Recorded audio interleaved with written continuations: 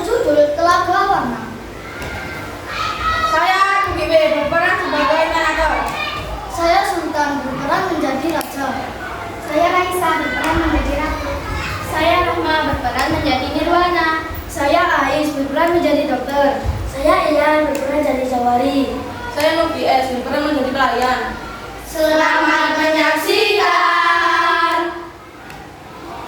Dahulu kala ada sebuah kerajaan yang sangat damai dan makmur di Jawa Barat.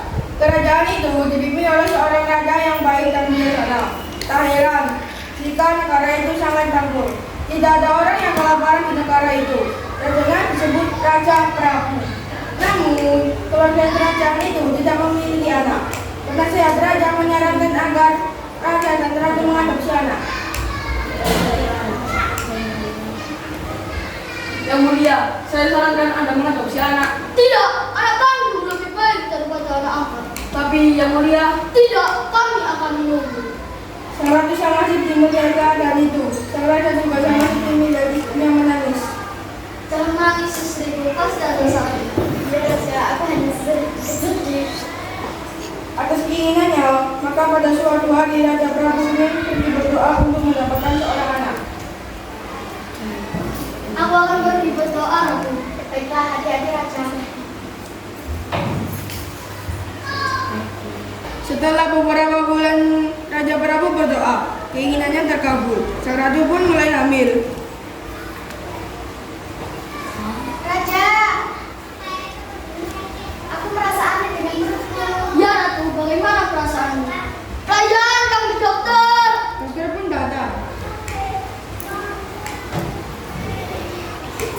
Ada apa yang mulia? Bagaimana perasaanmu? Saya merasa pusing dan menjengkelkan. Baiklah yang mulia, saya periksa dulu. Dokter pun memeriksa ratu.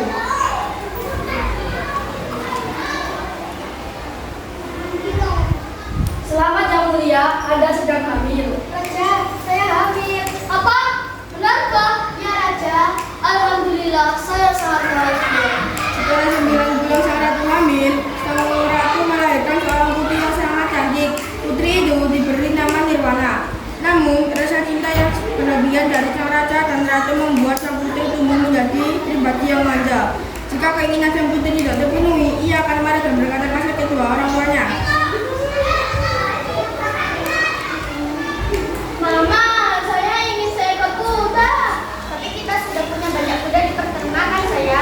Tidak, aku hanya ingin seekor kuda putih dengan bulu yang indah. Tapi kita sudah punya 16 kuda putih di peternakan anakku. Tidak, aku tidak mau. Itu beli. Ya ampun, kenapa kamu berkata begitu? Hah, dasar orang tua tidak berguna. Pada ulang tahunnya yang ke-17, raja mengambil sejumlah emas dan permata dan mengirim pelayan ke tukang perhiasan untuk membuat kalung.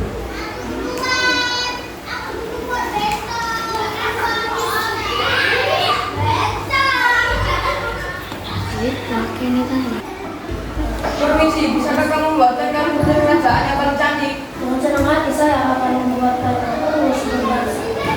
Aku akan membuat Terima kasih banyak. dengan senang hati.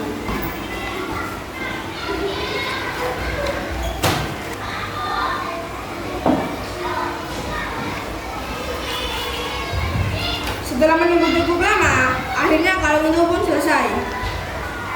Wah, ini kamu putri dan sudah melihat kamu banyak dengan baik. Terima kasih, semoga sang putri menyukainya.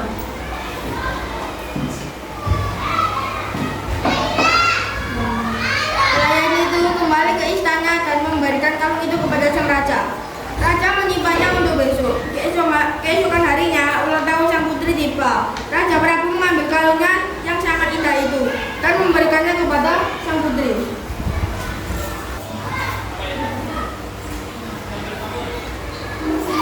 Putriku bahagianya hari ulang tahun. Soalnya 17 ulang tahun saya. Terima kasih, Ibu. Aku mengharapkan hadiah yang luar biasa dari kalian berdua. Tada, ini kalung spesial hadiah untukmu. Setelah sang raja memberikan kalung itu, sang putri tampak tidak menyukai kalung itu. Kalung apa ya? Kalung ini sangat jelek.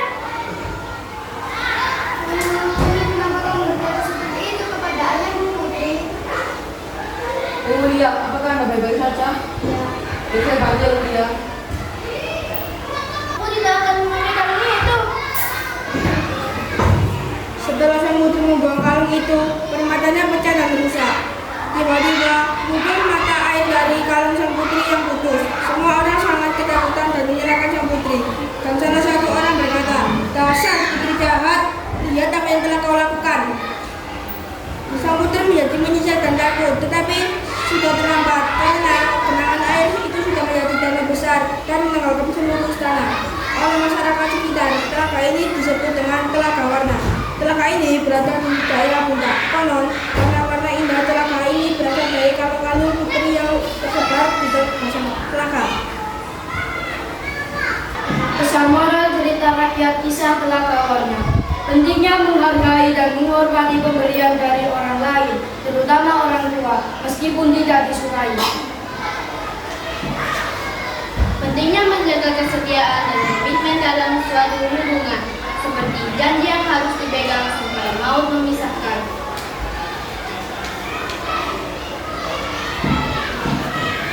Pentingnya kepemimpinan yang bijaksana dan adil.